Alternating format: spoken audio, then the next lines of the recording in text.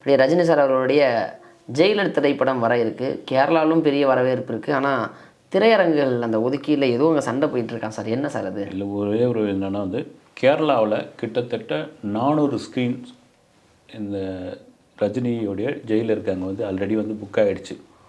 அங்கே ஒரு ஜெயிலர் படம் வருது. அந்த டைரக்டர், அந்த ப்ரொடியூசர் ரொம்ப இதுவாக கோரிக்கைலாம் வச்சுக்கிட்டே இருந்தாங்க. நீங்கள் கேரளாவில் மட்டும் அந்த படத்தோட தலைப்பை மாற்றி வெளியிடுங்கன்னு சொல்லிட்டு இருந்தாங்க. ஏன்னா இந்த ஜெயிலர் ஆரம்பிக்கிறதுக்கு முன்னாடி நாங்கள் ஆரம்பிச்சிட்டோம்.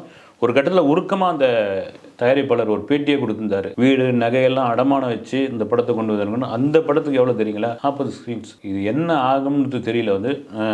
ரஜினிக்கு பயங்கரமாக ஒரு கோரிக்கையை வச்சுருந்தாரு. அதையெல்லாம் தாண்டி வியாபாரம் அப்படின்ற வந்தப்போ இதையெல்லாம் பார்க்கக்கூடாது, நீங்கள் ஒன்றா தள்ளி ரிலீஸ் பண்ணிக்கோங்க அப்படின்னு கூட சொல்லலாம். நான் ஒரே தலைப்பு, உலகம் முழுக்க ஒரே தலைப்பில் ரிலீஸ் ஆனால் தானே உண்டு. இங்கே 400 எங்கே இருக்குது, 40 எங்கே இருக்குது?